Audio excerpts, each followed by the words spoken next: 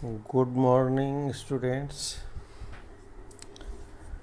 मेरा नाम राधेश्याम बैरवा है। मैं प्रवक्ता केमिकल के पद पर राजकीय पॉलिटेक्निक महाविद्यालय कोटा में कार्यरत हूँ। आज हम द्वितीय वर्ष का subject chemical process calculations code संख्या CH 203 का chapter 3 material balance without chemical reactions का topic number 3.2 basis of calculation, गणना के लिए आधार का अध्ययन करेंगे। वे कॉम्प्लेक्स प्रॉब्लम्स जिनमें नंबर्स में जो है पदार्थ की अधिक मात्राएं हो, उनके सॉल्यूशन को इजी बनाने के लिए बेसिस का चुनाव जो है क्रिटिकल रहता है। सामान्यतया किसी अवयव की विशेष मात्रा का आधार के रूप में चयन किया जाता है। ये मात्रा निकाय में प्रवेश करने वाली धारा या जो है निकास धारा की मात्रा हो सकती है, या निकाय में प्रवेश करने वाली धारा या निकास होने वाले क्रियाशील पदार्थ की मात्रा हो सकती है, या निकाय में प्रवेश करने वाले या निकाय से निकास होने वाले अक्रिय पदार्थ की मात्रा हो सकती है।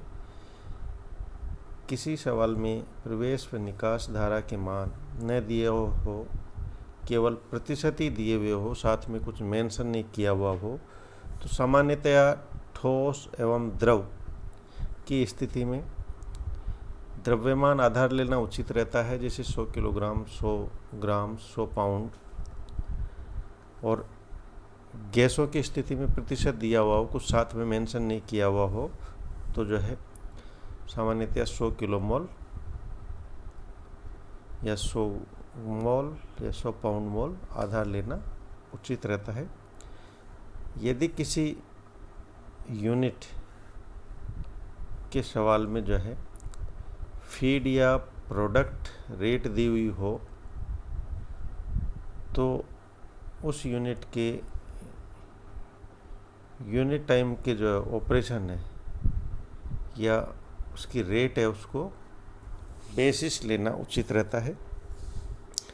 बेसिस के चयन के आधार पर जो है सवाल का अंतिम उत्तर प्राप्त करने के लिए किसी गुणांक से गुणा करना पड़ता है कभी कभी, इसलिए ऐसी मात्रा को आधार लेते हैं ताकि सीधे हमें गणना करते ही उत्तर प्राप्त हो। उचित आधार के चयन के लिए, उचित बेसिस के चयन के लिए निम्न बिंदुओं के अनुसार जो है प्रॉब्लम पर विचार करते हैं। पहला, वे धाराएं जिनमें गैसीय मिश्रण का विश्लेषण दाब प्रतिशत, आयतन प्रतिशत के रूप में दिया हुआ हो। 100 मोल या 100 किलो मोल बेसिस लेना उचित रहता है, क्योंकि हम जानते हैं गैसों के लिए प्रेशर परसेंट बराबर मोल परसेंट बराबर वॉल्यूम परसेंट। दूसरा बिंदु, ठोस धाराओं के लिए 100 किलोग्राम या शुद्ध ठोस का 1 मोल या 1 किलो मोल आधार के रूप में चुना जाना उपयुक्त रहता है।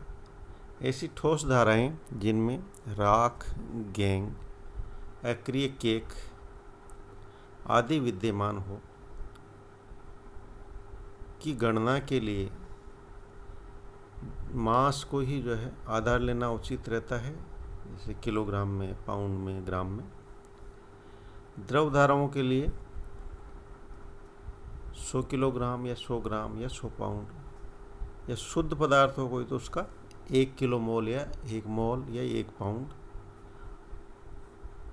बेसिस लेना उचित रहता है।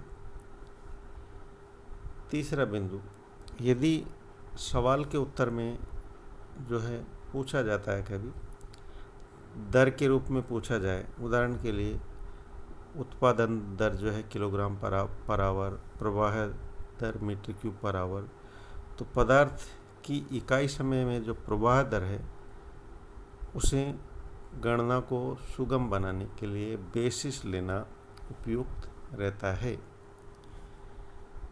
कुछ जैसे ड्राइंग या ह्यूमिडिफिकेशन ऑपरेशंस में ड्राई गैस का यूनिट मास या unit mole material balance problems के लिए बेसिस चुनना उपयुक्त रहता है। धन्यवाद।